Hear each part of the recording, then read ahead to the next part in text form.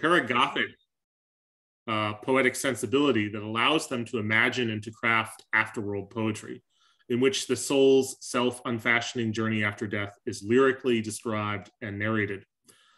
The late century spirit epic is a genre encompassing works both canonical and obscure. Of the first variety are poems by Dante Gabriel Rossetti, including The Blessed Damozel, 1850, and the otherworldly sonnets in his House of Life sequence.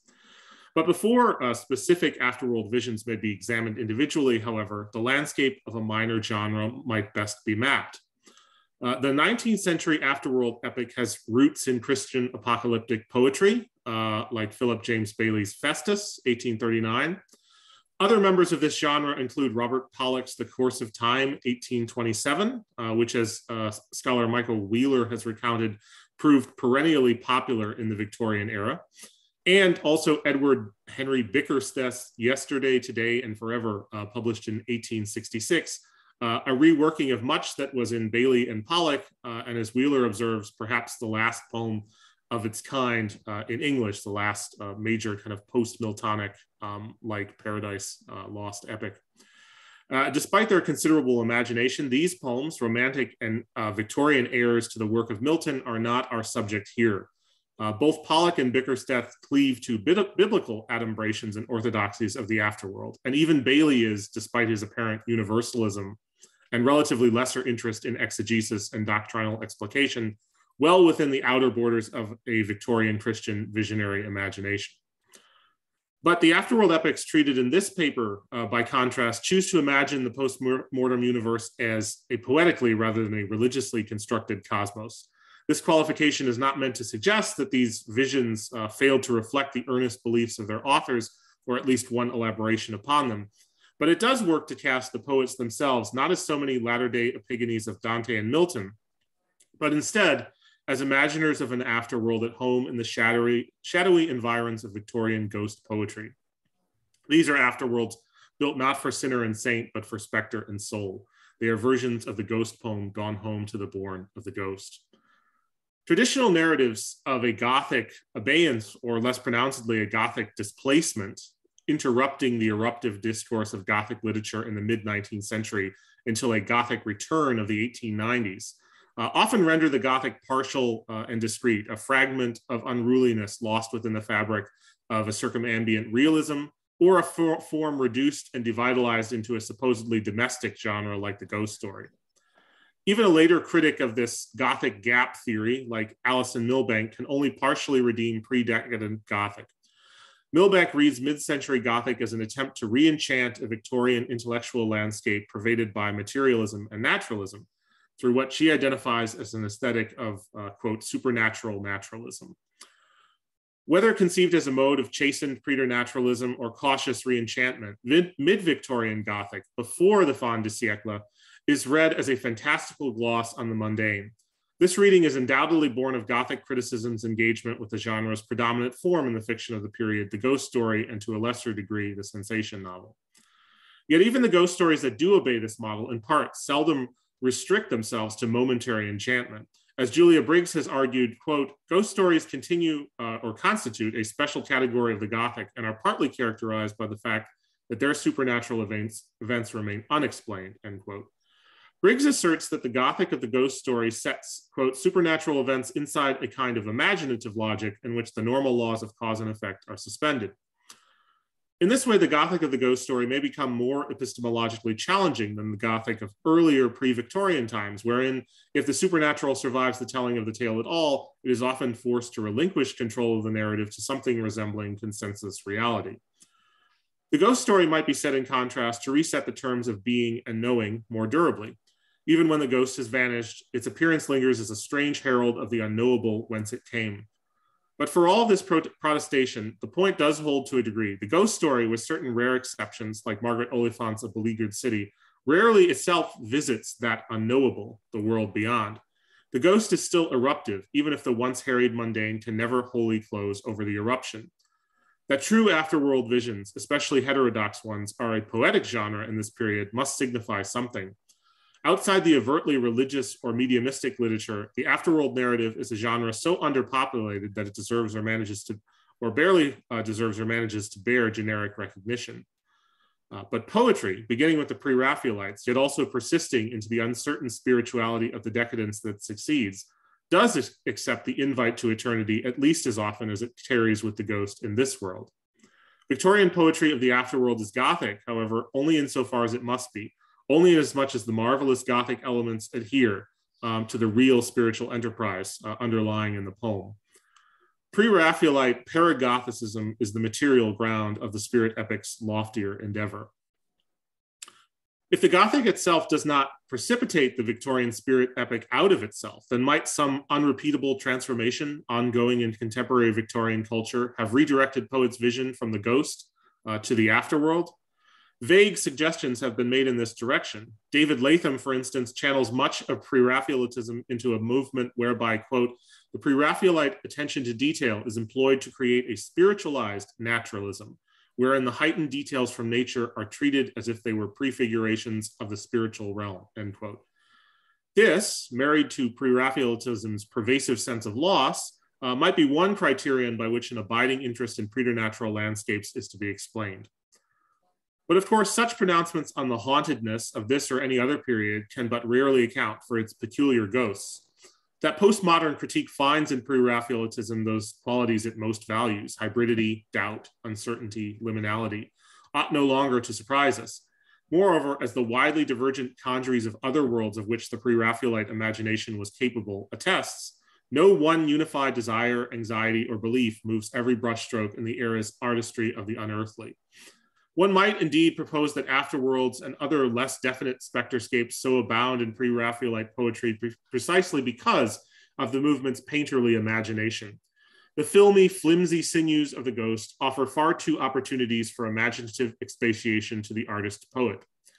Still, it is a vague answer, whose insufficiency one might seek in vain to remedy with even vaguer answers. Burgeoning unbelief demands assurance. The renounced soul needs a home. Ritual and tradition succeed the promise of experience. The afterworld deserves a mass, albeit sometimes a black one. Some thought that they had seen it. Others, and sometimes the same, were certain it was not there.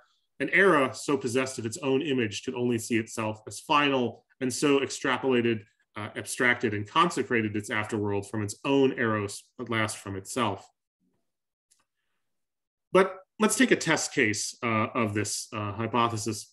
Contemporary accounts of Christina Rossetti's Gothicism tend to ascribe its development and broader outline to the darker manifestations of her religiosity, typically traced to the series of devotional texts that she published near the end of her life. This tendency, exemplified by the rich critical heritage examining Goblin Market, is curiously unpersuasive in its attempt to read Rossetti's ghost poetry as a set of Tractarian effusions. And among the ghost poems, the afterlife visions are least consonant with Rossetti's Anglicanism. And of these, undoubtedly the least placeable, if placed outside the pre-Raphaelite tradition of the afterworld lyric and epic themselves, are Cobwebs and a Coast Nightmare, both unpublished poems during Rossetti's lifetime. Cobwebs, often anthologized but seldom read, differs from so many later poems of the afterworld in neglecting to define its subject in those terms. Instead, by the relentless rhetorical maneuver for which the sonnet has undoubtedly persisted in literary memory, Cobwebs disclaims all place, all affect, and all destiny in an image of consummate inertia. So this is Cobwebs from 1855. It is a land, quote, with neither night nor day, nor heat nor cold, nor any wind nor rain, nor hills nor valleys, but one even plain stretches through long unbroken miles away. While through the sluggish air a twilight gray broodeth, no moons or seasons wax and wane, no ebb and flow are there among the main, no bud time, no leaf falling there for aye, no ripple on the sea, no shifting sand, no beat of wings to stir the stagnant space, no pulse of life through all the loveless land and loveless sea, no trace of days before, no guarded home, no time-worn resting place, no future hope, no fear forevermore. This poem, sometimes associated with Rossetti's romantic frustrations and the despair occasioned by her emotional isolation, might then amount to nothing but a testament of sorrow. The anaphoric pulse or no pulse of negation discloses a landscape of forbidding oblivion. So penetrating and chill is this tide of cancellation that the landscape, if such there is, can be conceived by an active imagination referring only to the poem. The images that accumulate cannot finally imprint themselves on the mind. They remain there but momentarily, to be replaced or bleakly renovated by their own default and defeat. Lothar Honighausen, who has produced the most thorough study of pre-Raphaelitism's imaginary landscapes, connects Rossetti's sonnet to a line of ideal environments, shadowy lands, exotic dream worlds, and landscapes of terror, allegory, and soul that emerge from an aesthetic of late Romanticism and borrow in their own time from French symbolism. The temptation is to read this poem as precisely the antipode of afterworld poetry, of doubt, oblivion, and annihilation, of merest dream. The strong medial caesure instill a profound arrest. The heavy assonances encourage lulling collapses. The precipitation of the final line signals one last thought infinitely prolonged. But after all, neither Rossetti's religious biography nor, importantly, the text itself compels or even quite licenses such a misreading. This is not, in the end, Swinburne's listless and faithless Garden of Proserpine, nor, despite a suggestive echo in the later poem, is Rossetti close to the dreary refrain of James Thomson's godless vision in the City of Dreadful Night, no hope could have no fear. For the poem does leave one ill-defined landscape intact in the wake of its annihilative progress, one even plain, dimmed forever in a brooding twilight gray. Honighausen reads the poem as typical in this expression of a pre-Raphaelite investment in the timeless instant, the one dead, deathless hour, a moment's monument. Perhaps this is so, but land, not time, is what here prevails, the world in the absence of worldly accompaniment or concern. The poem admits this land in its midst not as a resting place for the encounterer's imagination, of these there is none, but the expanse exists and even extends, even if one cannot quite say it endures. Of this land, its features, its inhabitants, its occasions, the poem maintains a semantic silence in the presence of an overflow of sonorous pulsation. There is somewhere here, stretching through the nearly imageless verses. The poem cannot tell what it is. It is under some interdiction of speech, some injunction of elaboration. In the absence of this, it presents itself. The sonnet is guarantor of some thought's uninterrupted persistence. And it even breaks its silence briefly in revealing its inert plane momentarily, as if to confirm that this is what is meant and all that is meant. The meaning of this lyric, withheld from vision, is manifest in sound. The dead world echoes to the ear in a poem that recants all its addresses to the eye. It is in some sense a secret, that most sacred silence of Rossetti's lyric practice. Yet it is a secret that the poem's structures, its poetics, its prosodies must tell in spite of semantic reluctance. The afterworld, in fine, is the poem, and the poem, the afterworld. The poem reserves the reality of that place to itself, though for Rossetti, certainly, it may exist elsewhere as an otherwhere, a place. It exists here, at least, only as a text. No further revelation may be permissible for Rossetti, one senses. By the lyric's very unavailability to the senses, perhaps no further revelation is even possible. Few later poems of the afterworld are so reticent. Cloudy forms do materialize from their lands of shadow. Rossetti's ghostly indefinitions are nonetheless a formal prophecy for the pre-Raphaelite lyric of the afterworld, one that it fulfills in its line and lineament over the next 50 years. The afterworld is bound to the lyric that represents and becomes it. How otherwise could that place exist in this, but as a line of gossamer and a line of verse? A Coast Nightmare, written in 1857, begins to fill the inanition of cobwebs with what will become the afterworld lyric's dominant affects, dread and astonishment, variously and seldom equally compounded. The uncontrolled ocean of dark pastoral meets its match in that especial hell of the pre-Raphaelite imagination, the city of the underworld, the urban uncanny that will come increasingly to possess afterworld lyric. So this is from A Coast Nightmare, one of the stanzas. Have they towns to live in? They have towers and towns from sea to sea. Of each town the gates are 7. Of one of these each ghost is free. Civilians, soldiers, seamen, of one town each ghost is free. They are ghastly men, those ghostly freemen. Such a sight may you not see. One might contrive to read the details in such lines, which the pre-Raphaelite poem of the afterworld seems to mark as significant, as some elusive key. Towns and gates and semi-divine symbolisms of sevens, apparently licensed readings steeped in the apocalyptic Christian canon, but nevertheless the reward for such theological interlining is minimal. Even if this were an infernal version of the holy city, the heavenly Jerusalem, what would follow? More invested in eschaton than in afterlife, scripture, as Rossetti would well have known, maintains an unsettling silence on the environment of the afterworld. Rossetti here imagines a terrible rationale for that studied silence, that the afterworld may be an abode of emptiness, that its many mansions of ghostland occupied by specters deprived of all possibility, appetence, desire, and escape. Or if escape is possible, it is only as a ghost charged with whispering this fate to the living. Rossetti's final line in this stanza hovers between imperative and subjunctive. The first of these may be more natural and the more expected in light of the importance of secrecy and non-disclosure in Rossetti's poetry. But the second seems better conversant with the form of secrecy intended here. The secret is one that in the end all must learn, but the poem is apprehensive lest any suspect it. To deny permission or to withhold revelation would be presumption on the part of the speaker, who has no authority over the unwillingly encountered visitor from Ghostland. The poem implies that its words and rhythms are the shoreline crossed by the restless returner. The questioner is the kind of extra poetical mind intent on interrogating the source of this knowledge. How can such a thing be known? Only through the poem, only through the darkness it amasses and transmits, comes the reply, from the same mind in and upon whom the spirit's return has manifested. The poem is the shore and horizon of the other world. Its depths are those of the sea of the spirit's unrest. The pre-Raphaelite poetry of the afterworld treats its ghosts as emissaries, almost indeed as emigrants from the cities of death's dreamt kingdom. Thank you.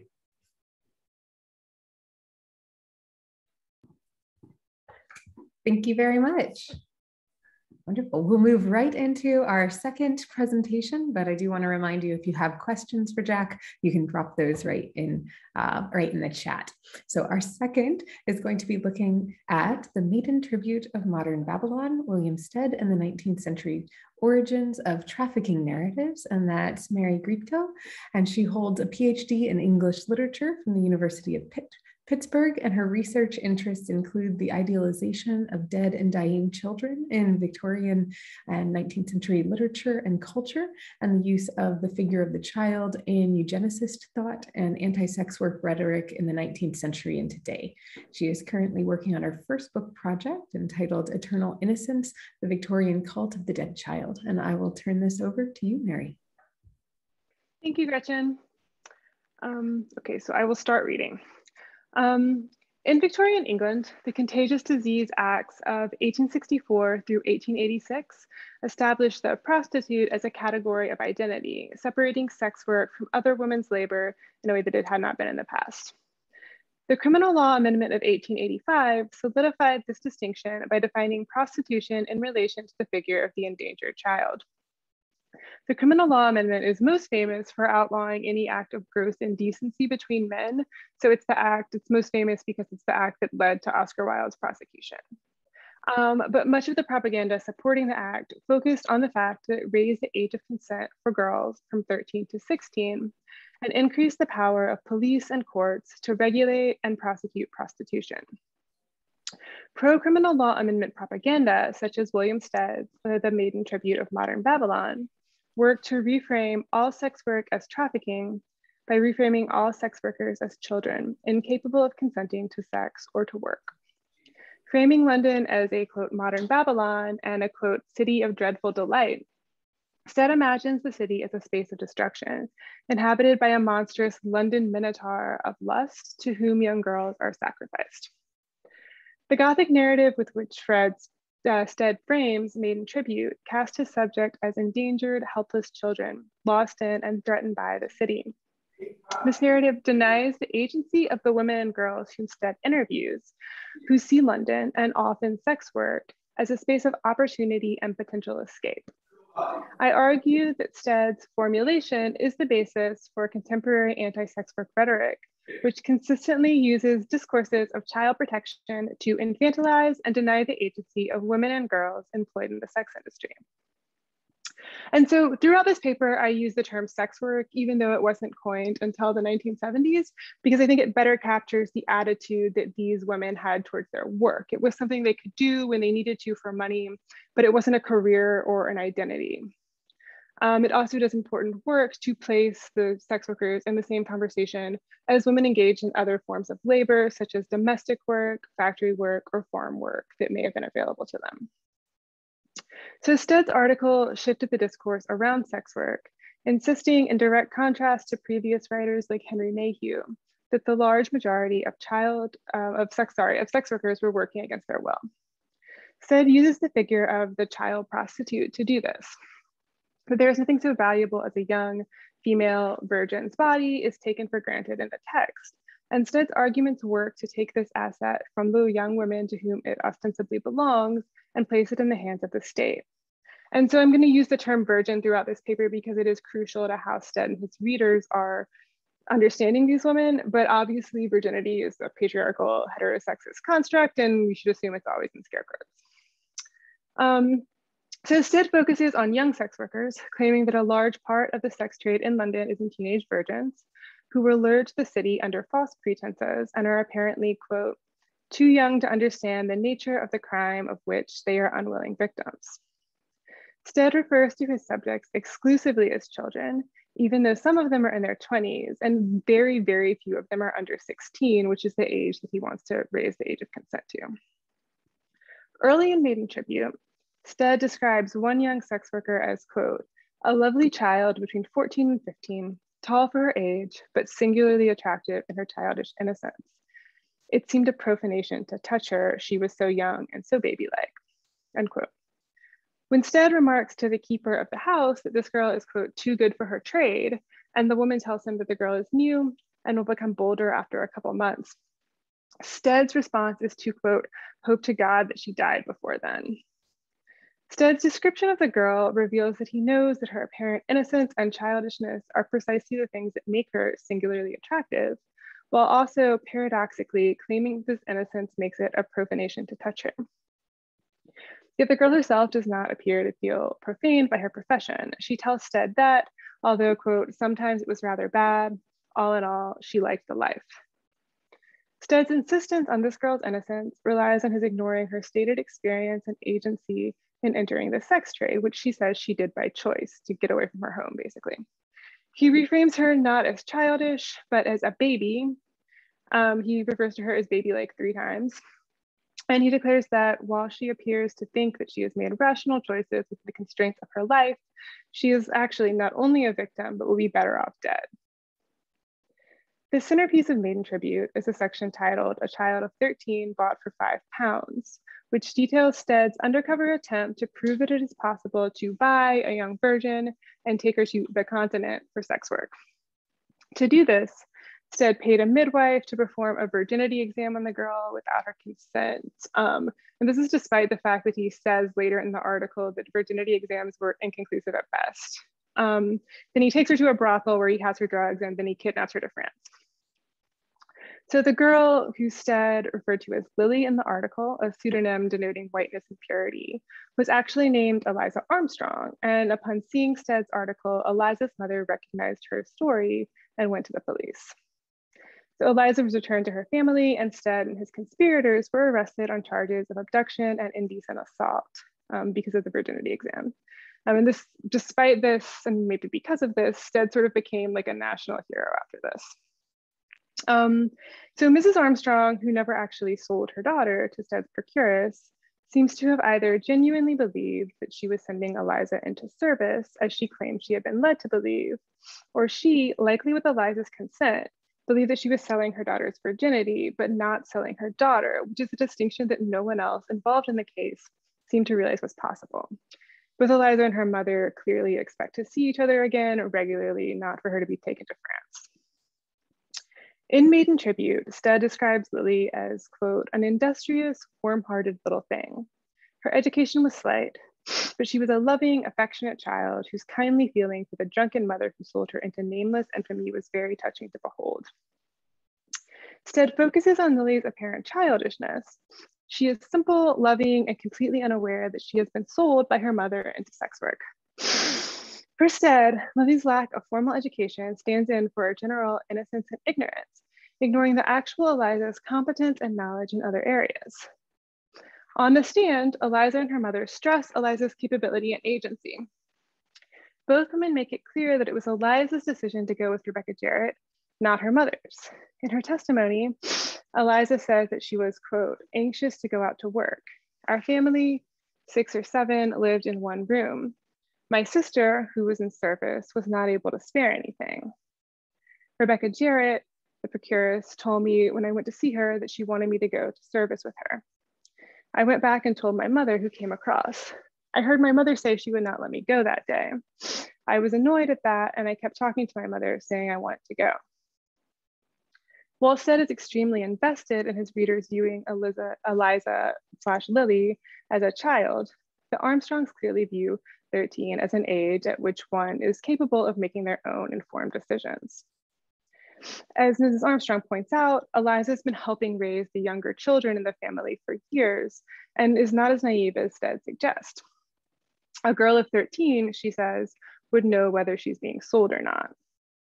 So this retort is meant to prove that she never tried to sell her daughter, but of course it works both ways. Eliza, far from being the ignorant child that Stead imagines her to be, was old enough to know if she was being sold, to know what that would entail, and maybe to make her own decisions about it. For Stead, the issue at the heart of maiden tribute is that it's legal to have sex with girls whom he deems too young to consent, not the economic system that gives these girls good reason to trade sex for money. In both maiden tribute and in his trial, Stead consistently and willfully ignores the fact that while a child of 13 bought for £5 is clearly intended to shock his middle and upper class readers, £5 was actually a huge sum of money for Eliza and her family. Eliza's mother states in her testimony that she anticipated that Eliza would probably make about 2 shillings a week at the situation to which she believed she was going. So in other words, the £5 that she would have received in exchange for her virginity would have been about a year's salary as a maid. Stead's offer to Eliza was also purposefully low. He claims that the going rate for sex with a young virgin in 1885 London was between £5 and £20. Far from being disastrous and life-consuming, sex work could be a way to get a start in life, to get out of a bad situation, or to help one's family. And a girl like Eliza could have easily sold her virginity, gone home to her parents, gone into another line of work, or married, which many Victorian sex workers eventually did. According to Stead, quote, "The moment a child is 13, she is a woman in the eye of the law, with absolute right to dispose of her person. It is the one thing in the whole world which, if once lost, can never be recovered. It is the most precious thing a woman ever has. But while the law forbids her absolutely to dispose of any other valuables until she is 16, and insists upon investing her with unfettered freedom to sell her person at 13, unquote. Stead's argument rests on the notion that virginity is the most precious thing a woman ever has, and that men are very willing to pay for it. But he refuses to understand why an impoverished woman might seek to sell it. For Stead, preventing rape and underage sex work is a matter of controlling women, not rapists or those who seek out child sex workers, of taking away a woman's, quote, right to dispose of her person as she sees fit.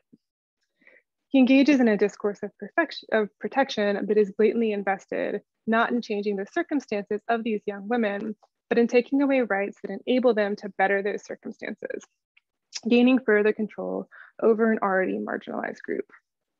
Redefining 13 through 15-year-old girls as children didn't make them less sexually desirable or less sexually desiring. It just robbed them of their right to express or to monetize their sexuality as they saw fit. So in 2004, journalist Nicholas Kristof, for all intents and purposes, recreated Stead's maiden tribute in a series of columns for the New York Times. Kristof's 4-part narrative, published like Stead's in a popular national newspaper, borrows both its structure and content from Stead's text. Like Stead, Kristof sets out to a space that he frames as dangerous and exotic, in this case, the, quote, wild smuggling town of Poipet, to, quote, buy a young girl, or 2 in his case. Despite the fact that he at first announces his intention to, quote, buy freedom for the girls, Kristof calls his first article Girls for Sale, and he writes about his decision to buy the 2 teenage prostitutes, referring to the girls as, quote, the 2 teenage prostitutes I had just purchased. Like Stead, Kristof didn't in fact actually buy anyone. Although both reporters insist that there are girls for sale in these apparently very dangerous and horrible places they're willing to go undercover to tell their paper's readers about, neither Eliza Armstrong nor the Cambodian girls whom Kristof claims to have purchased were ever for sale. Kristof's buying the girls' freedom is arranged when he pays off their debts to the brothels in which they work and live, thus ending their indentures. And one of the girls actually goes back there later. So like Stead, Kristof insists that because of their youth, these girls can't have chosen or consented to their work.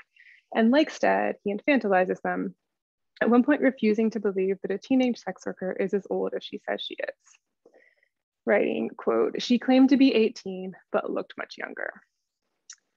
Anti-trafficking activists also borrow from the late 19th and early 20th century discourse around white slavery, framing sex work as literal slavery.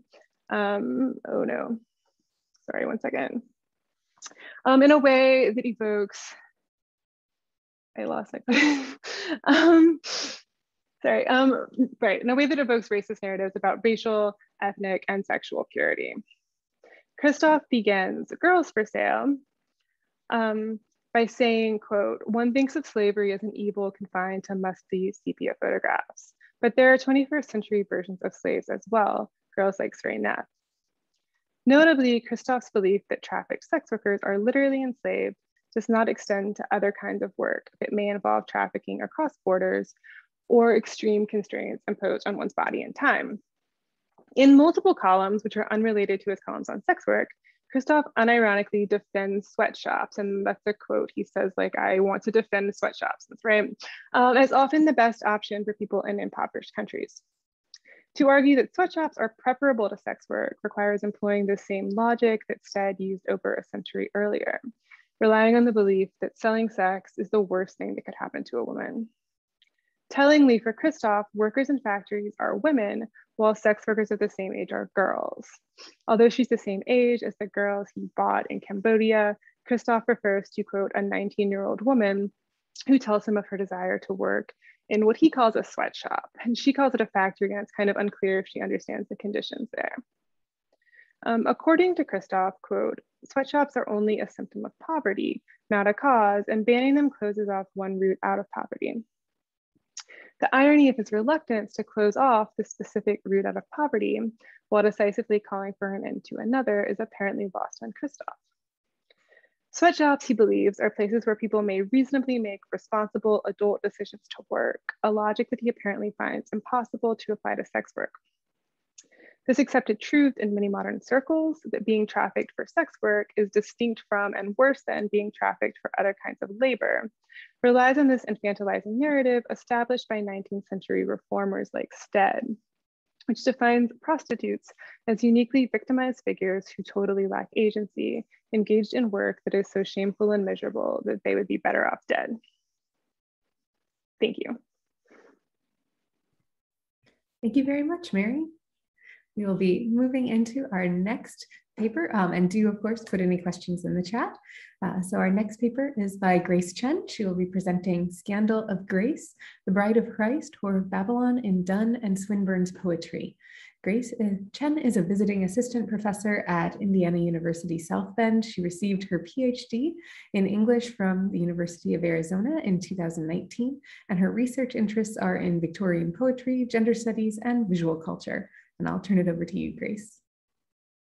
All right, great. So I'm going to start off by sharing my screen. And also my, I guess my bio is not updated. I do not work at IUSB anymore. I'm currently an associate professor at Prince George's Community College, but yeah, thank you.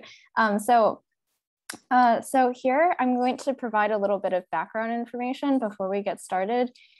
So the two figures that I focus on are in the book of Revelation in the Bible.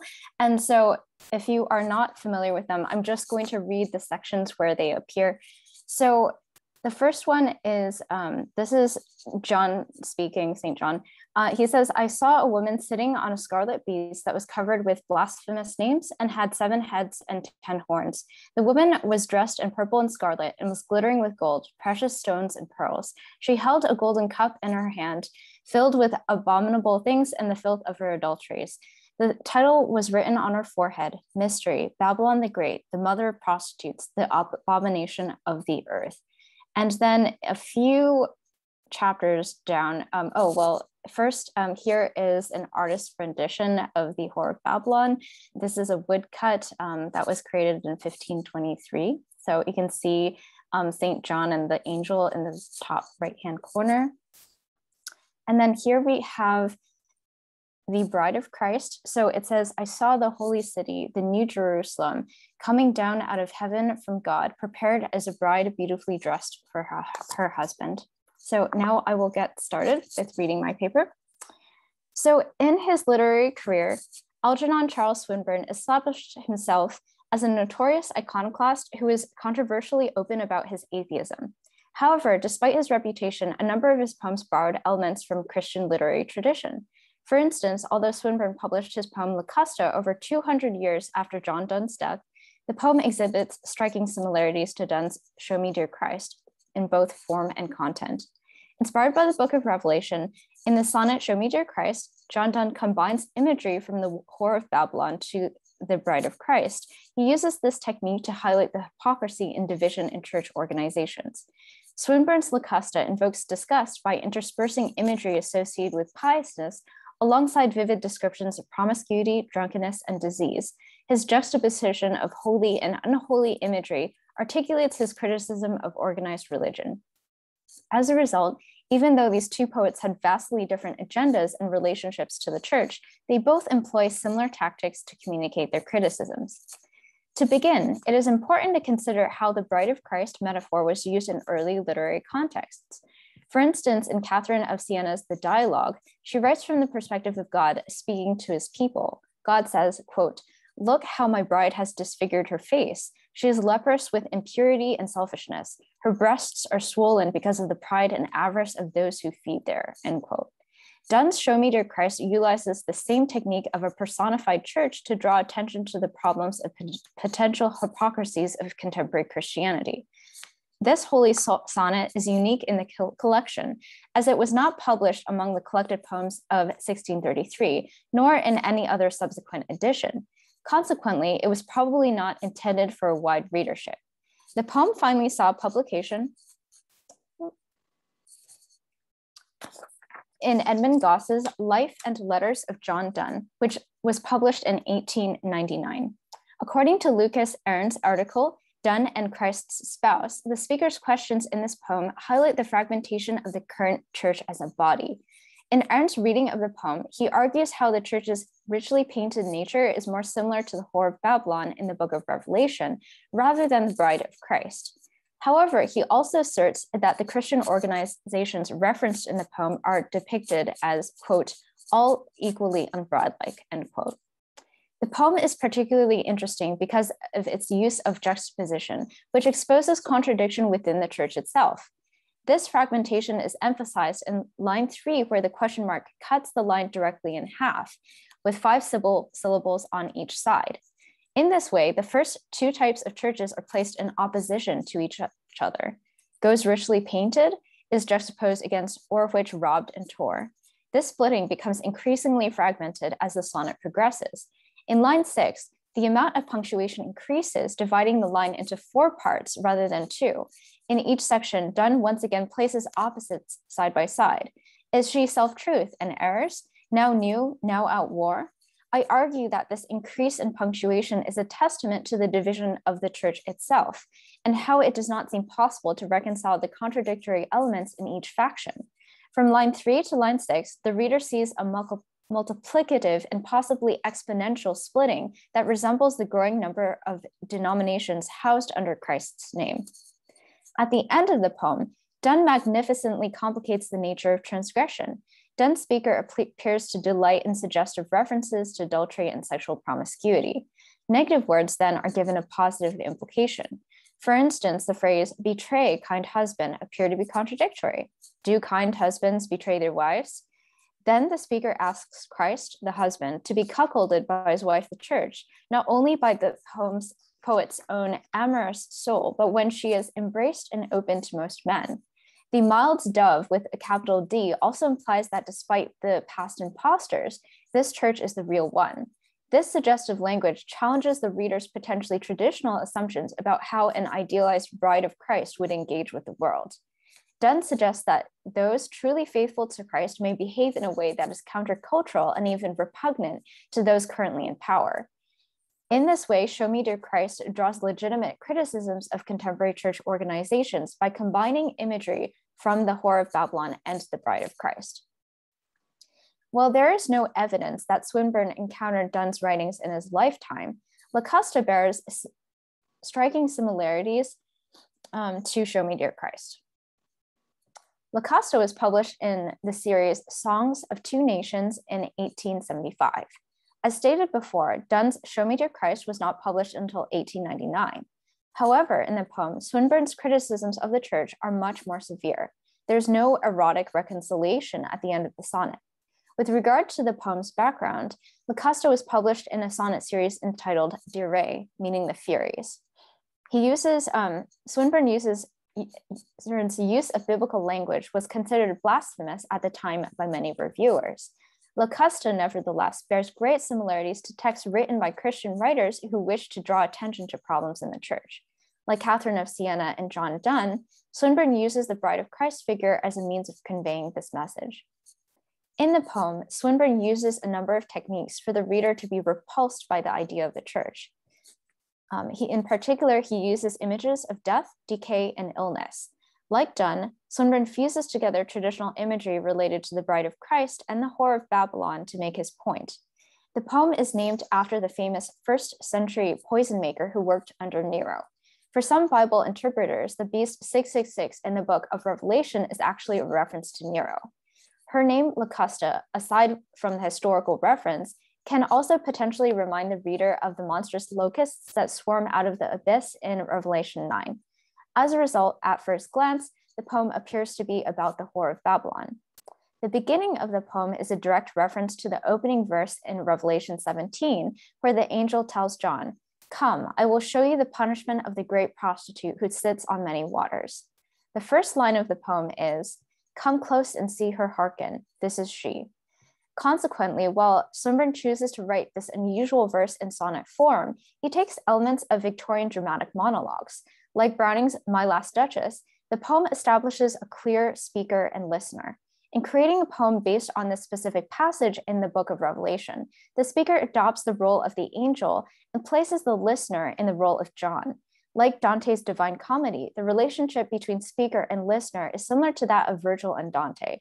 In a chaotic, dreamlike world, the speaker serves as a guide for the listener, who is a normal, average audience member attempting to understand and navigate through the confusion. The first line is also significant and sets the tone for the rest of the poem. Unlike Donne, who uses his cheeky questioning in order to elicit a response in his reader, the short declarative sentence, "This is she," is much more definitive. The "this is she" is deceptively simple. He intentionally provokes the question, "Who is she?" By the poem's conclusion, the reader is forced to negotiate with a large set of contradictions, much like Donne's Show Me Dear Christ. In the following line, what is interesting is how Swinburne incorporates a synesthetic quality to his work. Like his other poems, he describes an overlap of sensory experiences. Here, while the angel instructs the reader to come and see, the first encounter with Locusta is actually her scent. This specific alteration of the chapter in Revelation is notable, as in the Bible, John focuses primarily on two senses, sight and sound. Instead, the two primary senses that Swinburne describes in detail in this poem are sight and smell. With these two senses, he invokes disgust by interspersing imagery associated with piousness with references to the whore of Babylon. He alternates between holy and unholy imagery. The first description mentions the sharpness of her smell, that stench that nips your nostril as it nears her. Through this line, there's already a sense of death and decay that is amplified as the poem continues. The scent provides the reader with a sense of ominous anticipation as Swinburne slowly unveils his muse. Swinburne's work, almost like a demented form of the traditional Petrarchan sonnet, proceeds to use a blazon on this female figure, describing each of her parts. He next draws attention to her lips, where he first begins alternating between godly and ungodly imagery. In order to achieve this effect, he uses a sequence of enjambments that convey this subject to the reader, but does not provide the description until after. At the end of line 3, he says, "Lo, the lips," but the reader is held in suspense until the next line. While the reader is already anticipating something unpleasant, this initial expectation is thwarted at the beginning of the following line. It is only until the beginning of the 5th line where this expectation is fulfilled.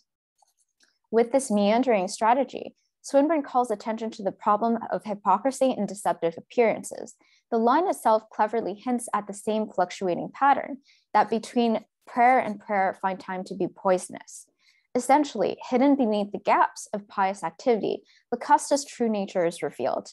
And this quality of hers is exposed slowly, like a striptease, as we can only see as much as the angel chooses to uncover for the reader. Line 5 follows the exact same format. Swinburne writes about the hands holding a cup and key, which appears benign enough. However, the following line discloses that this is no ordinary cup and key. Instead, it is the key of deep hell, cup whence blood reeks and drips. Here, if the reference to Revelation was not obvious enough, the whore of Babylon is directly alluded to through the cup. This line is a reference to Revelation 17:4b. An interesting detail, though, is that Swinburne combines the imagery of the whore and the angel Abaddon or Apollyon in Greek. In chapter 9, this angel, whose name means destroyer, is given the key to the abyss. As a result, Swinburne merges the imagery in these two chapters and combines them into the single figure Locusta. Next, he combines the extent of her promiscuity through the description of her body, the loose, lewd limbs, the reeling, hingeless hips, the scurf that is not skin, but leprosy. Like the previous lines, Swinburne uses a great deal of alliteration, which allows the reader to identify each feature, the nips, nostril, prayer poisonous, cup key, loose, lewd limb, hingeless hips, etc. The slurring effect may also draw attention to Locusta's state of inebriation. Specifically in lines 7 through 8, Swinburne plays on the term loose, which not only implies Locusta's promiscuity, but also a potential slackness in her limbs. Traditionally, the whore of Babylon is drunk on the blood of the saints. The reeling quality of her hips also may be a reference to the phrase reeling drunk, which essentially combines the whore's drunken state with her licentiousness. The last phrase is particularly disturbing, as Swinburne reduces her to her various body parts. Even when Petrarchan sonnets worshipfully describe their muses, they transmogrify women's bodies into materials. In Locusta, this effect is doubly troubling, as one imagines a loose set of hips and legs, completely absent of a torso, independently turning. The hingelessness of her hips amplifies Locusta's sexual nature. Her legs are always open. Her body experiences a clear violence through the poem's expression. The corpse-like quality of her body makes her seem more dead than alive. She is dissected like a cadaver. Likewise, Swinburne never mentions any clothing, implying that her body is exposed and naked. Swinburne conveys the sense of death and illness by mentioning the scurf that is not skin but leprosy, and this haggard harlot, gray of face and green. By mentioning scurf instead of skin, Swinburne makes his readers think of, quote, a morbid condition of the skin characterized by the separation of briny scales, end quote. That's the definition. In this way, Locusta seems less like a human woman, and it creates a sense of uncanniness. While these details are absent in the Bible, Swinburne's detailed description of her diseased body gives her a sense of contagious uncleanliness. The corpse-like aspect is emphasized through color, as she is naturally gray of face and green.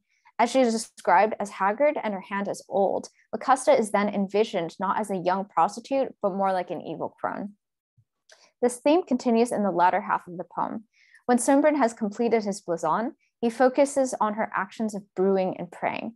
As she prays while she brews, the prayers are robbed of their usual pious connotation.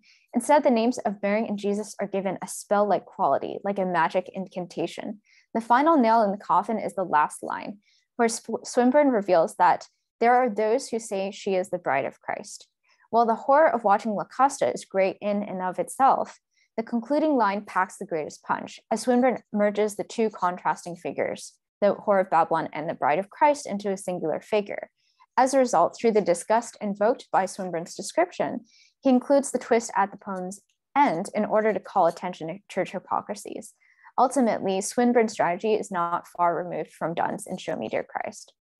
In Margot K. Lewis's book, Swinburne and His Gods, Lewis takes note how Swinburne's poetry frequently insists, quote, that it is necessary to jettison the whole symbolic system provided by Christianity, end quote.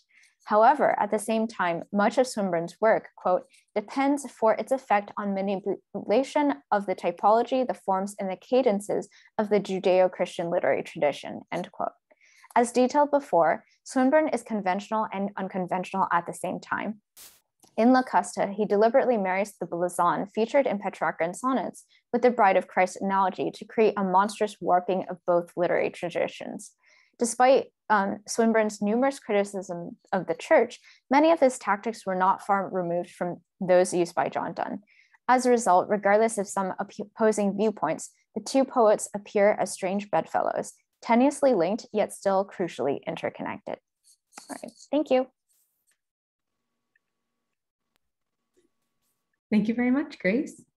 We have two more presentations, so we'll move into our next one. Next presenting is Alexandra Pernikia, and I'm not sure if I've said your last name correctly. So Perfect. Thank you. Do please correct me if I'm wrong there. And so Perfect. she's going to be presenting The Female Generational Conflict in Anthony Trollope's Castle Richmond from 1860 and Lady Anna from 1873. She's an assistant professor at Mary Curie. And then I'm not quite sure how to pronounce the last part of the university. I apologize. Mary Curie Skłodowska. University. Thank you. In Lublin, Poland, she is especially interested in the 19th century in British literature and the female characters in Anthony Trollope and Oscar Wilde's works. Currently, she teaches the 17th and 18th century British literature and travel narratives, and in her free time, she writes poetry in order to accommodate her life with the right words and meanings. And she recently published a children's novel entitled Bunky and the Walms, The Christmas Story. So very apropos for our upcoming Christmas season. And I will turn it over to you now, Alexandra. Thank you so much. Thank you so much. And thank you for having me at this panel, which is fascinating. And now I would like to share my screen with you. I have a presentation. Hopefully it will work.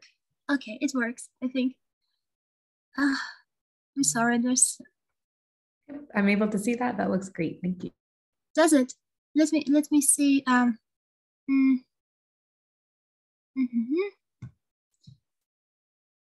Sorry. Okay, I hope it works. All right, so Between Mothers and Daughters, this is the title of my presentation, Female Isolation, Despotism and Fragile Bonds in Anthony Trollope's Castle Richmond and Lady Anna. And to start with, I would like to introduce Anthony Trollope, who, according to Marilyn Stasio, populates the multiple subplots of his story with strong-willed women who make shrewd use of the power of their sex to achieve their objects. And Geraldine James claims that in Trollope's novel, we have quite a galaxy of mothers and daughters. And what is particularly interesting that these novels are written by a man, and they reveal Trollope's profound knowledge of female characters and women in general. And there were three important women in Trollope's life. The first one, Frances Trollope, Trollope's mother, is the authoress of Domestic Matters of the Americans, and she had a great impact, a great influence on Trollope since his early years. On the one hand, Trollope greatly admired his mother for her independence, for her writerly skills, and for the fact that she was able to sustain the entire family. Actually, she was the breadwinner.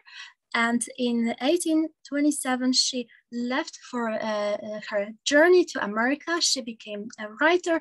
At the same time, there is a conflict between her and Trollope because he felt abandoned and left behind while still admiring his very industrious, very skilled, talented, and independent mother. And we can see in Trollope's novels that there are such very independent, very strong-willed characters, female characters who greatly resemble his mother. Then we have another important woman, Rose Hazelton.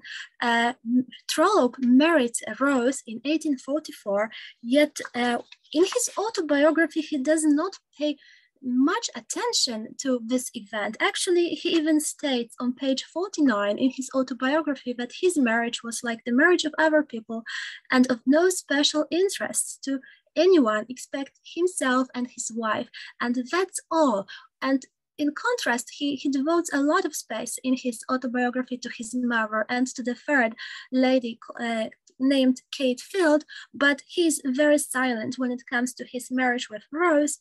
And some critics including Jane Nardin, uphold that Rose was a domestic woman who helped her husband in a variety of ways. She was raising his sons, she was copying his manuscripts, and Rose would be this woman who inspired a more domestic side of Trollope's characters. These female characters who still may be self-willed and independent, but they will still choose domesticity and marriage as their ultimate goal. And I think that Rose can be seen there. And finally, we have Kate Field, another influential woman in Trollope's life. Mary Catherine Kimley Field was a young American woman whom he met in Florence in October 1860, and he was enchanted by her vivacity, vibrance, by her intelligence and independence of mind. And I think that together with Mrs. Trollope, Kate is a very important person who influenced the way in which Trollope would later create his female characters. Well, I would like to talk today about Castle Richmond and Lady Anna, while having in mind these self-willed characters, both mothers and daughters, because Trollope is especially interested in this relationship between mothers and daughters in literature. And here I would like to discuss these two novels very briefly in terms of Bakhtin's dialogism, which means that everything means is understood as a part of a greater whole. There is a constant interaction between meanings, all of which have the potential of conditioning others, which means that text cannot exist in isolation, and the characteristics of text, including plot, be continuously revised without an end against the background or of corresponding works, resulting in the emergence of new, fuller meanings. And I think that there are many similarities between Castle Richmond and Lady Anna, dialogical similarities. First of all, there are many dialogical themes in Castle Richmond and in Lady Anna. First of all, the central figures dominating the plot are mothers and daughters. And what is more, there is this idea in both texts of an overprotective, upper-class, despotic mother and her daughter being raised in an overwhelming sense of guilt, isolation, and disconnectedness from the mother figure at the same time. So we have the theme of isolation in both texts within an incomplete family unit, because the father figure is missing, either because he is dead, like in Castle Richmond, or because he abandoned his wife, like in Lady Anna. We also have in both texts the theme of loss, characterized by the breakage of already fragile, unstable bonds between a despotic mother and her coming-of-age daughter. And we have the theme of mothers who are entangled in the unfulfilled past. And of course, they build very unrealistic expectations towards their daughters. There's a lot of pressure on the daughters. And Anthony Trollope is very keen on exploring it. He acts like a psychologist at times while presenting the plots. So there are twin plots. In both texts, we have, first of all, mothers who marry because they are young and because they are ambitious. They would like to achieve higher social status. And usually, I mean, in both texts, they marry a much older aristocratic man. In the first text, Castle Richmond, the husband dies, leaving the widow in a very poor state. And in the second text, Lady Anna, the husband acts in a dishonorable manner and questions the legitimacy of marriage. And the widow or estranged wife finally struggles to restore and establish the daughter's true-born rights. And it is simultaneously, it means that she strives to redeem her unfulfilled past through the presence of her daughter. Her daughter would be like a mirror reflection, but slightly different. Castle Richmond and features two female characters, Clara Desmond, the daughter, and Lady Desmond, the mother, the despotic mother. And then Lady Anna features two characters, Anna Murray, that is Lady Anna, the daughter, and Lady Lowell, Josephine Murray, who marries because of her desire to become a successful person in terms of social circles. And the plot of Castle Richmond, first of all, unravels in Ireland, where Lady Desmond resides in a very lonesome Desmond court, and it is a trophy to her initial youthful triumph and bleak reminder of her desolation while she is still in the very prime of her life. Then again, Lady Anna, the action of this novel also takes part in a very desolate place, and we have Josephine Murray, who married an evil Lord Lovell because he was an earl, and Murray turned into a publicly degraded figure, not even 6 months after her marriage, when Lord Lovell abruptly abandoned her and announced that the wedding was not a legal ceremony. So both of these women, both mothers and daughters, are very, very lonesome.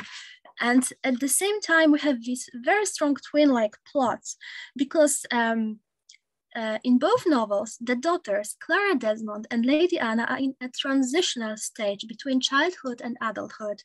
Not only is this stage indicative of their physical and mental transformation into young adults, but also symbolically it heralds a transition and a paradigm shift from the old structure represented by the mothers with this unfulfilled past into a new layer of consciousness epitomized by the young generation.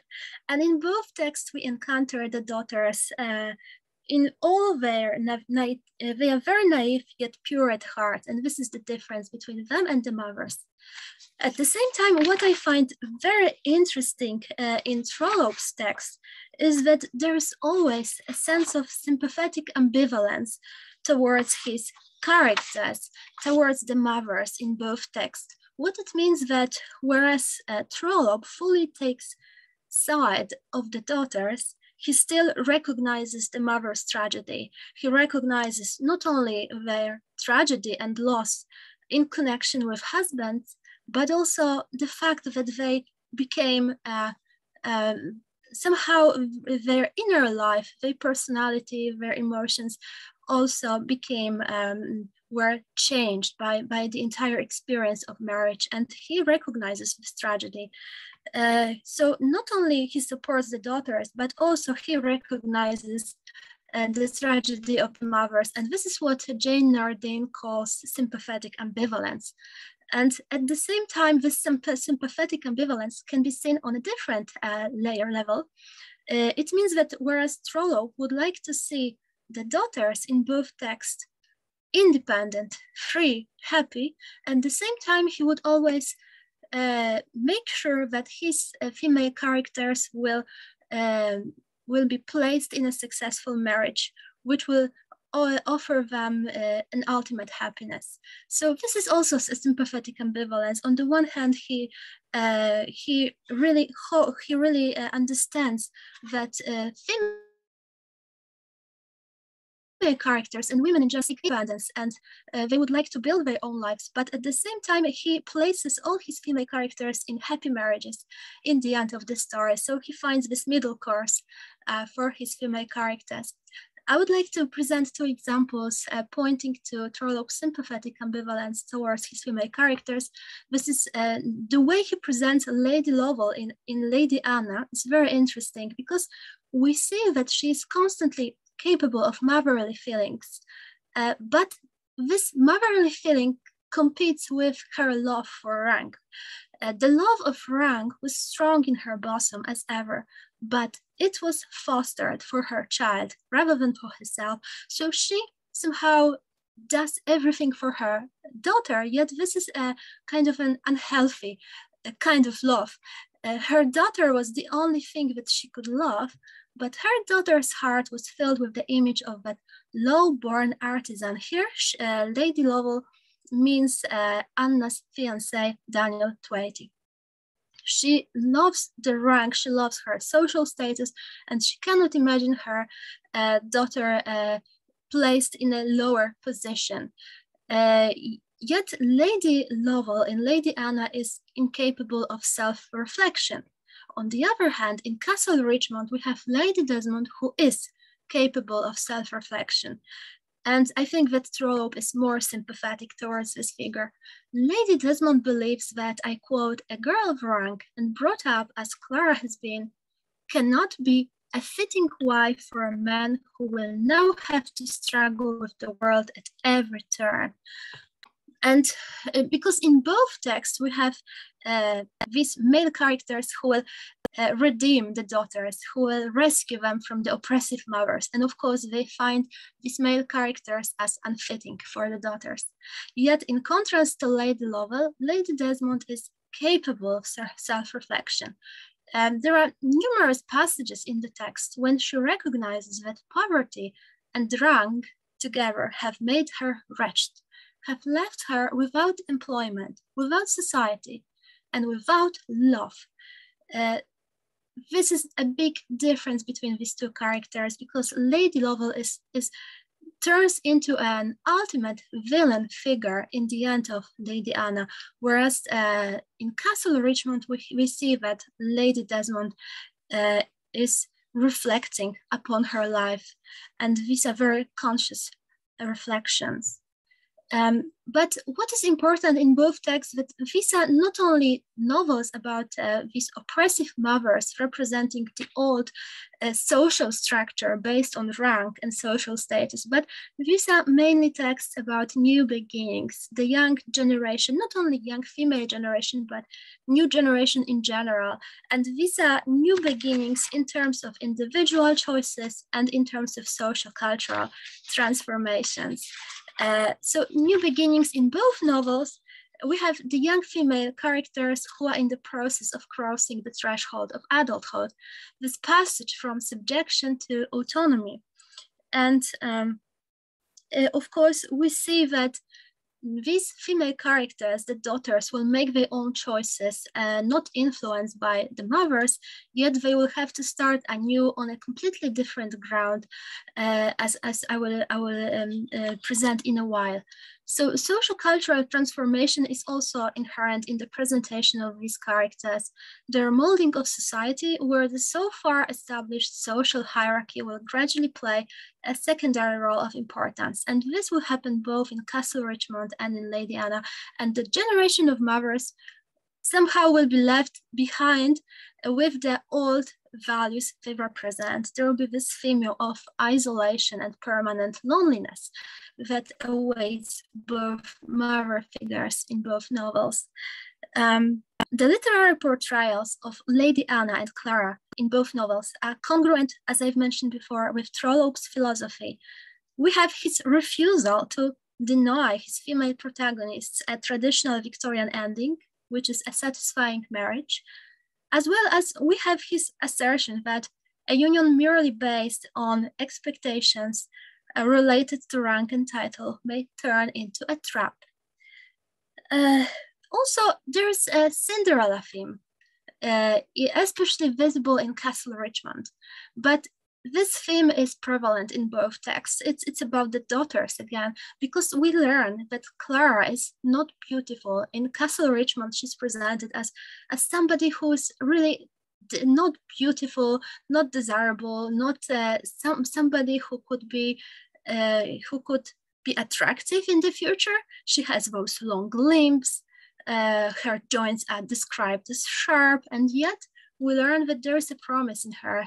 There is a promise in Clara's undeveloped body, as we learn on page 16 of Castle Richmond, and she shall become a woman of great loveliness. And it is not only about her outer appearance, but also about this new beginning that she may initiate as this beautiful woman, also inwardly beautiful, the one who will start anew. And even though she is like a Cinderella figure now, unnoticed and left behind, this will change in the course of the narrative. So she symbolizes this promising future as well. I would like to also mention that this shift in values represented by the daughters in both novels is synonymous with the shift in geographical locations. First of all, the generational shift of values in Castle Richmond is also manifested through this location, which is Ireland. Ireland and Clara will be this person who accepts Ireland as her true home, in contrast to her mother, Lady Desmond, who was English and never accepted Ireland. And the action of the plot of the novel takes part during the Great Famine, and Ireland is impoverished, but also pure and unaffected, just like Clara. Therefore, in Anthony Trollope's Castle Richmond, Clara symbolizes Ireland, this beautiful, pure, but very poor, yet very unaffected, very promising land, and she accepts it proudly as her home. When it can, I'm sorry. Alexandra, and we do have one more presentation, so I'm sorry. I really enjoyed that, but we will have to move on to the next one to make sure we have time for that. Thank you so much. All right. Thank you so much. Thank you. So wonderful. If you could stop your screen share, we'll return to the overall one. While we do that, I will introduce our final presentation. So our last presenter, and I share a last name, which is so exciting. So Natalie Bartels is our last presenter, and she is going to be presenting from Waldsennen to Wagner, the degeneration of Dorian Gray as orchestrated by the War of the Romantics. She is an independent scholar based in Seattle, Washington, and she's this year's presiding officer at PAMLA's panel for gay, lesbian, and transgender literature and culture, which I believe has happened just the session before this one, and I hear was fantastic. And we have one more at 3:30. Oh, and there's one more. Oh, fantastic. It's a set of them. So if you don't have a 3:30, want to put in a little plug for that one. So I'm sure it's going to be wonderful. She has a master's in music and organ performance from 2019 from the University of Washington, a bachelor's in English from 2017, and a BA in sacred music, also 2017 from Concordia University, Irvine. And then I just want to say, we are going to be like right at the end of it. So we may run maybe 5 minutes over, something like that would be perfectly fine. If anyone does need to leave on time, do please just quietly head out, and then we'll see if we have a little bit of time for maybe 1 or 2 questions after. And I'll turn it over to Natalie. Thank you. Here we go. In the church, the sweet scent of incense and the even sweeter sound of music are used to draw sensory connections between the mundane and the divine. Dorian Gray knew of these ecclesiastical ecstasies, and his creator, Oscar Wilde, also knew full well the power of employing musical accompaniment to enhance his creative work, especially so in his 1890 novel, The Picture of Dorian Gray. Wilde employs specific musical references in his novel to illustrate the innocence and subsequent decay of his protagonist Dorian Gray. He does this by drawing on musical tensions originating earlier in the 19th century. Namely, Wilde makes specific musical references to works from composers who were involved in the so-called War of the Romantics. The conservative side of this famous aesthetic controversy, represented in the text through the music of Robert Schumann, signals Dorian's innocence, while the avant-garde side of the musical debate, represented in the text by the music of Richard Wagner, orchestrally underscores Dorian's decline into hedonism and decadence. Let us begin by remembering that when Wilde first made his London social debut in the opening of the Grosvenor Gallery in 1877, he arrived wearing a bespoke suit jacket tailored to look like a cello. His unspoken meaning couldn't have been missed by many at the time. Already by the 1880s, a man identifying so flamboyantly with music sent a subliminal message that he was of a homosexual inclination. As Emma Sutton has written in her book, Aubrey Beardsley and British Wagnerism of the 1890s, musical tastes were, in the late 19th century, assessed as indications of sexual identity. Scholars suggest that music was, particularly in England, often perceived as an effeminate or homosexual enterprise altogether. The cello coat was a daring move, and from that point on, Wilde would continue to use musical references to wrap a translucent gauze around his transgressive themes and characters. Musical references provided a rich coded language that Wilde could at once draw on from a safe distance and still use to push boundaries farther than would have been possible through direct language. Now, most of the music referenced in Dorian Gray is from the German canon. This is significant because German music throughout the 19th century had been poxed with a series of aesthetic rivalries known by music historians as the War of the Romantics. Wilde uses the opposing tensions in this war to illustrate Dorian's paradoxical nature and dualistic developments. To summarize the two opposing viewpoints, there were the compositional conservatives and the compositional progressives. Schumann was a leader among the conservatives, and Wagner was a figurehead among the progressives. The aesthetically conservative bunch considered themselves the compositional heirs of Beethoven, and as Erica Quinn has summarized, they claimed that music existed for its own sake, rather than as a function or tool for moral development. Now, the compositional progressives also considered themselves Beethoven's heirs, but they connected their aesthetic purpose to some progressive social movements. As for Wilde, he doesn't take a side in this aesthetic war, he exploits it. He capitalized on this impassioned, contradictory nature in German music of the 19th century and infused these tensions into Dorian Gray to orchestrate the complex and elusive nature of the novel's protagonist. Now, the first direct reference to music in the novel is in chapter 2, when Wilde initially introduces Dorian Gray. As Basil and Lord Henry entered, they saw Dorian Gray. He was seated at the piano with his back to them, turning over the pages of some Schumann's forest scenes, Waldsinnen. "You must lend me these, Basil," he cried. "I want to learn them. They are perfectly charming." "That entirely depends on how you sit today, Dorian."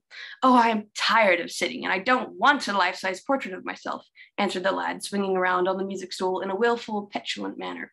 When he caught sight of Lord Henry, a faint blush colored his cheeks for a moment, and he started up. "I beg your pardon, Basil, but I didn't know you had anyone with you." Schumann is the perfect composer for Dorian to be associated with upon our first meeting if Wilde wanted to portray him as simple, untouched, and lovely. This collection of forest scenes, Waldsinnen, immediately associates Dorian with the pastoral and the pure. The set of pieces also places Dorian comfortably in acceptable Victorian society, even snugly in the Victorian home. Thus, Dorian, at this virginal moment, is placed purposefully in a musically tame environment, sitting on the piano stool, ready for Lord Henry to arrive with his daring, hedonistic philosophy, richly accompanied by the music of Richard Wagner. The first reference to Wagner's music is in the scene when Dorian accidentally meets Lord Henry's wife, and she knowingly mentions that she espied him and her husband at the opera at Lohengrin recently. "You must let me introduce myself. I know you quite well by your photographs. I think my husband has got 17 of them." "Not 17, Lady Henry. Well, 18 then. And I saw you with him at the opera the other night." "That was at Lohengrin, Lady Henry, I think?" "Yes, it was at dear Lohengrin. I like Wagner's music better than anybody's. It is so loud that one can talk the whole time without other people hearing what one says. That is a great advantage. Don't you think so, Mr. Gray?" "I'm afraid I don't think so, Lady Henry. I never talk during music, at least during good music. If one hears bad music, it is one's duty to drown it out in conversation." "Ah, that is one of Henry's views, isn't it, Mr. Gray? I always hear Harry's views from his friends. It is the only way I get to know them." This dialogue is rife with homoerotic tensions and unspoken accusations, all centered around the music of Wagner. How different from the first scene involving Dorian and a direct reference to music. Not only does Lord Henry's wife obliquely confront Dorian about the collection of the young Adonis's portraits, she immediately thereafter mentions that she has seen Dorian and her husband together at the opera, ostensibly there just to enjoy the music drama. As Sutton has written, references to music, especially to opera, in Dorian Gray are repeatedly used to allude to homosexual and homoerotic relationships. That is all to say that Lady Henry's suspicions about Dorian and her husband are well within reason. We get our second reference to Wagner once Dorian has returned to his practice of being seen at the opera with Henry, this time to hear Tannhauser. Yet, after some time, he tired of the exotic music and would sit in the box at the opera, either alone or with Lord Henry, listening in rapt pleasure to Tannhauser and seeing in the prelude to that great work of art a presentation of the tragedy of his own soul. As shown earlier, musical references in general could be seen as coded gestures with subversive symbolism, but these references to Wagner take it a step further. Merely conducting a close reading of the novel shows how Wilde skillfully associates Wagner's music with homo-romanticism by creating specific scenes that mention Dorian's intimate trips to the opera with Lord Henry. But in addition to this, Wagner's music had become colored by a homosexual association since long before the time Wilde wrote Dorian Gray. Sutton writes that as the frequency of Wagnerian allusions in Wilde works suggests, by the 1890s, Wagnerism was associated in some discourses with homosexuality. Homosexual Wagnerian subcultures were established in Germany on the continent. For example, these encompassed activism for reform in homosexual legislation. In part, these movements were the product of commentaries on Wagner himself. Wagner's relationship with Ludwig II of Bavaria, as with Nietzsche, was characterized from the 1870s as homoerotic or homosexual. When Wagnerian opera is mentioned in Dorian Gray, it signals information to the reader about Dorian's descent into hedonism and contextualizes his covert dabblings with other Wagnerite men. All of these musical references thus far work to show how complex Dorian's nature is. Music from the opposing sides of the War of Romantics symbolizes the opposing sides of Dorian's nature. The music of the compositionally conservative Schumann symbolizes Dorian's beauty, naive innocence, and youth, whereas the music of the aesthetically and socially progressive Wagner signalizes Dorian's hedonistic explorations of life and his undivulged involvement with underground worlds of homosexuality and decadence. Yet Schumann and Wagner are not the only composers whose music diegetically occurs in Dorian Gray. Frédéric Chopin is the third composer whose music is directly referenced in the text, and this reference comes during an extremely poignant scene. In the penultimate chapter of the book, Dorian Gray is sitting with Lord Henry one evening, and Dorian starts worrying over Basil, whom he has recently killed. Lord Henry keeps telling Dorian to play him Chopin, and Dorian keeps cutting him off to ask Henry questions about Basil's demise. Dorian is filled with contradictions in this scene. He begins by telling Henry that he's going to be good, and yet will not speak straight enough to confess the murder to Henry. Henry causes him to fear that he could commit another murder someday, and yet Dorian still leaves the scene thinking he has begun the process of redeeming his soul. Wilde's use of Chopin, Chopin's music in the scene with Henry is notable because it perfectly parallels Dorian's mixed intentions and thoughts. In the context of the War of the Romantics, Chopin occupies a singularly unique position.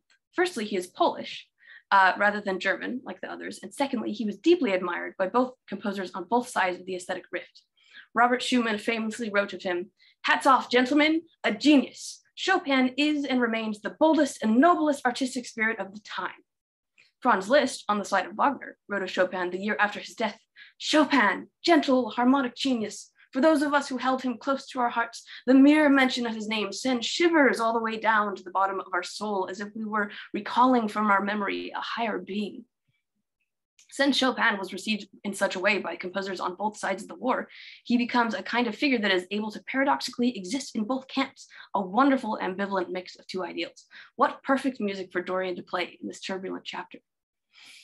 Wilde comments further on Chopin and the critic as artist in a way that looks backwards to the picture of Dorian Gray and plants even more meaning into this teetering scene with Henry. In the dialogue, Gilbert raises from the piano and says, "After playing Chopin, I feel as if I had been weeping over sins I had never committed and mourning over tragedies that were not my own." The great irony is that in the novel, Dorian has been playing the music of Chopin for Henry, but he cannot weep over the most horrible sin he has committed thus far. Okay, I think I need to summarize the rest instead of actually reading it, so I don't run out of time. So my next points are that Wilde continues to draw on these musical themes by basing the plot, in a sense, on the layout of the piano cycle of Waldsinen that is referenced in chapter 2, and he draws on Wagner's themes of the Gesamtkunstwerk in the tapestry in the text of the novel. Let's see. I'm going to skip ahead a little bit so I don't keep people late. I'll go here. To condense a highly contested meaning of an elusive term into a short motto, the Gesamtkunstwerk is a German word that means total work of art and refers to the Wagnerian idea that all the arts should be able to reunite and reach their aesthetic culmination in opera.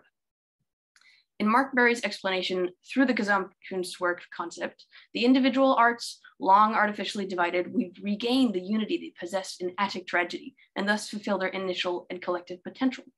I propose that the picture of Dorian Gray qualifies as a Gesamtkunstwerk, using that general expanded definition. Consider all the diverse arts that play a vital role in the novel's unfolding: music and opera, theater, painting, interior design, lapidary, perfumery, and fashion, to name a few. All of these aesthetic interests that Dorian falls into are part of the very fabric of the novel and are essential to experiencing the novel as essential sensory reality.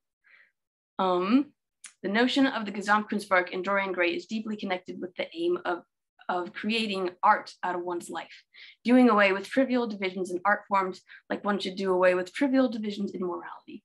It is precisely like what Lord Henry tells Dorian in the penultimate chapter: "Life has been your art. You have set yourself to music. Your days are sonnets."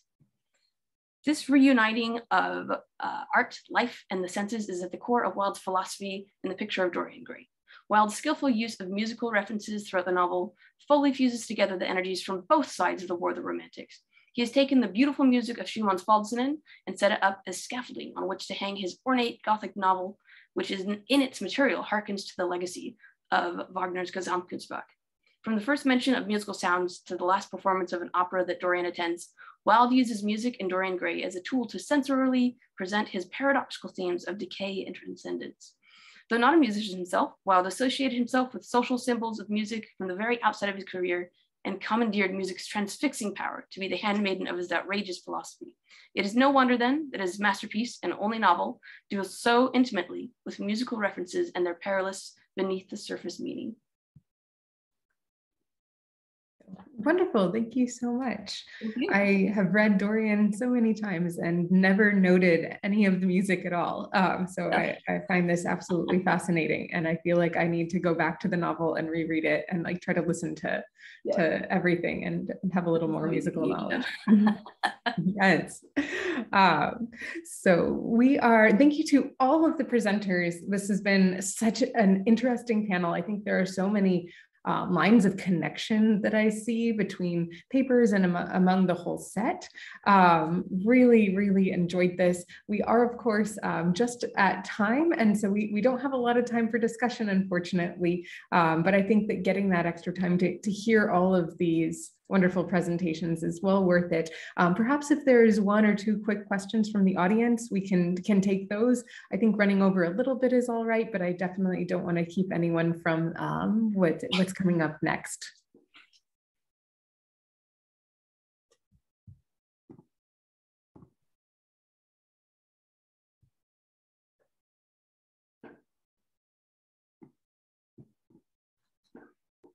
So, and I think perhaps I will throw out a question that any of the presenters could address, and it's not a well-formed one, but one of the lines of connection that I really saw was that that at a deep level, each of these seems to be dealing with that question of hybridity and that question of nuance. How do we deal with hybridity? How do we deal with nuance? Who gets to decide that? And what happens when you flatten out that nuance and you lose it? And the potential violence that's done, especially, and violence to women, I think is one of the themes that shows up there in a few of these papers. So I was curious if any of you have anything maybe specifically to say about how that might relate to your work.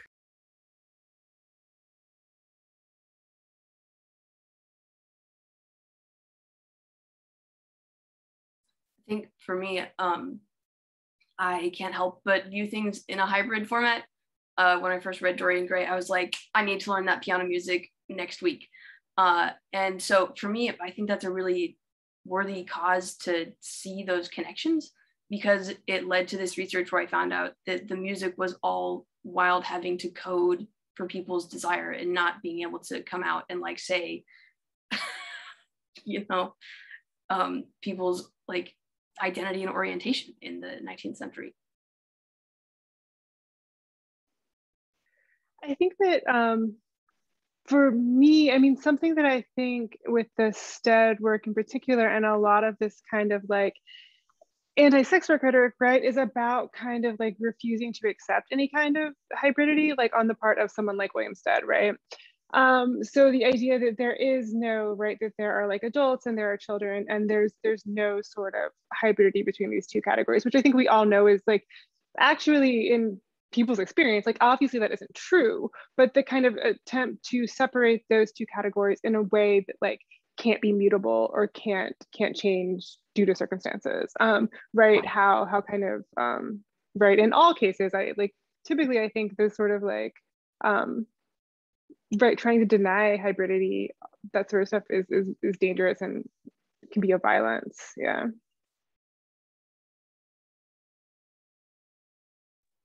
I guess for the poetry that I kind of sketched a bit, the hybridity comes into play mostly in the idea that these are poems that mediate between kind of religious imaginaries, spiritualistic imaginaries, and also just a kind of general Victorian unease about death and afterlife possibilities. And I find these poems really fascinating in that they try to adjudicate all of these kind of competing claims on what the meaning of religious experience is in an age that's experiencing both a crisis of faith, but at the same time, a kind of burgeoning of occult possibility. And so I think there is a kind of irreducible hybridity to the afterworld lyric and epic in late Victorian society, because both because of the kind of multiplicity of beliefs that it's made to reflect, but also because of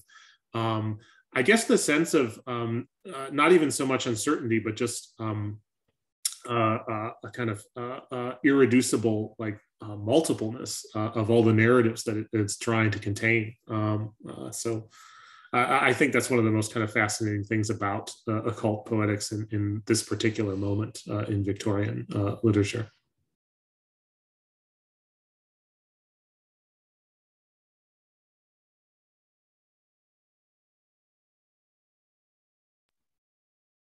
Wonderful. Well, thank you so much to our audience for all who have shown up. Thank you so much to all of the presenters. And I just want to invite all of you again this evening. We have, I believe it's at 5 or around 5 p.m. We have the next in this series.